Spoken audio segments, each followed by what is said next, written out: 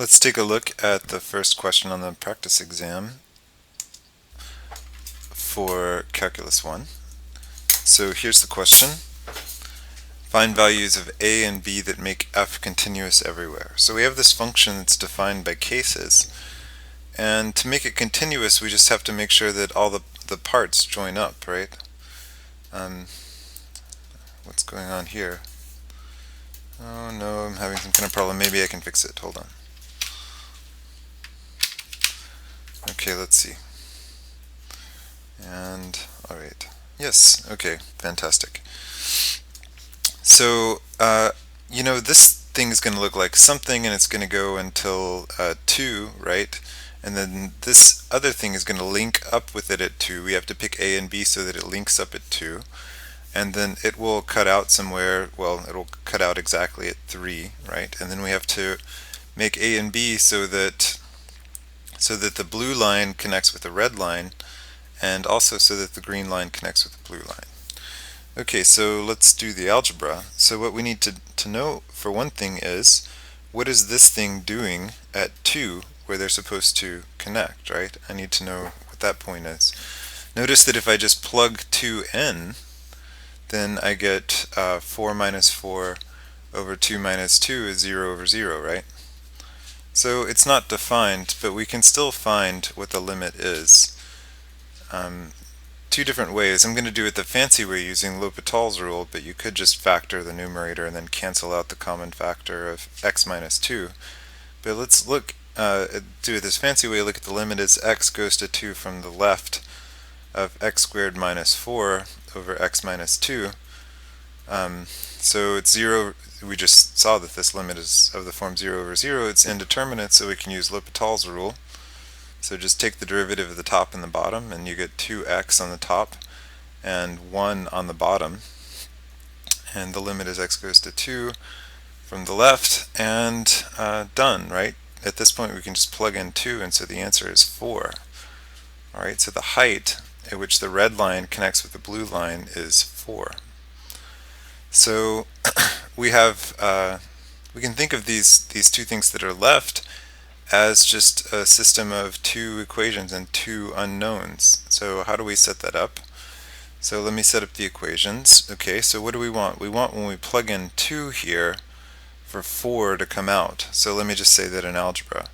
So we want a times 2 squared, which is 4, minus b times 2 plus 3 to be equal to 4. Okay. So that's one equation, and you can see it has two unknowns, right? One unknown is a, the other unknown is b. And to solve that, we're going to need another equation, so let's see what we can do with this thing.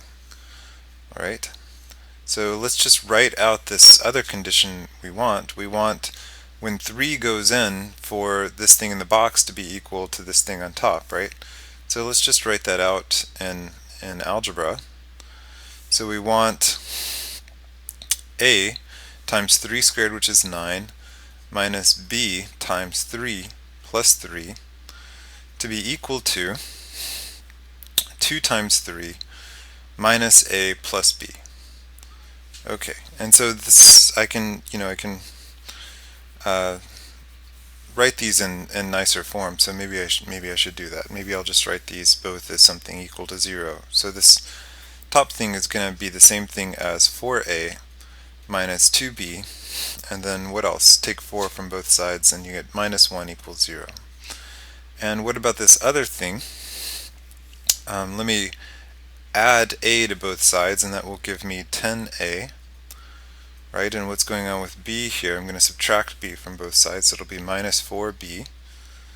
Okay, and what's going on with the constants? I've got 2 times 3 is 6, and I've also got this 3 here, so if I take 6 away from both sides I get minus 3 equals 0. Okay, so now I've got a system of two equations and two unknowns, so you can solve this using your favorite method. So maybe we should multiply the top equation by 2 and then subtract away, so that would work. Or we can just solve for one of these and plug in. So I think I prefer to do it that way. So let me just solve for a in this top equation. and then I'll plug what I get in to the a placed in the bottom equation. So when I solve for a, I get 4a is equal to 2b plus 1, and so that means a is equal to 2b plus 1 divided by 4. Alright? Now if this is equal to a, I can just plug it right in here, right? And so that will give me an equation in one variable b. So let me do that. Then I'll have 10 over 4 times 2b plus 1. And now what? I've still got my minus 4b minus 3 equals 0. And now I've just got a linear equation in b. So let me go ahead and solve that. So this will be 5b plus 10 over 4 minus 4b. Let me erase this little irritating thing. And minus 3 equals 0. Okay, super fantastic. And so what's going on here, I just get b, right? Because the minus 4 and the positive 5, and so over on the other side of the equal sign, I'm going to get 3 minus 10 over 4, I can write that as 5 over 2. And so what is that? This is the same thing as 6 over 2 minus 5 over 2 equals 1/2. Okay, so now we know that b is 1/2. And we're halfway done. In fact, we're 90% of the way done, because now we can just use this and immediately find a. So if b is 1/2, then what is a? A is equal to 1 plus 1 over 4 in that case. So a is equal to 2 over 4, otherwise known as 1/2.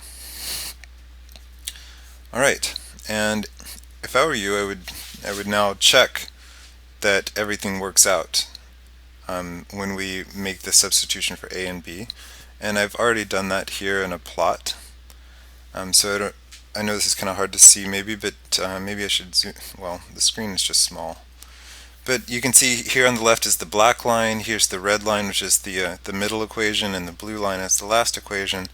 And so I got these by plotting the equations with a and b equals 1/2 plugged in, and you can see that in fact they do join up.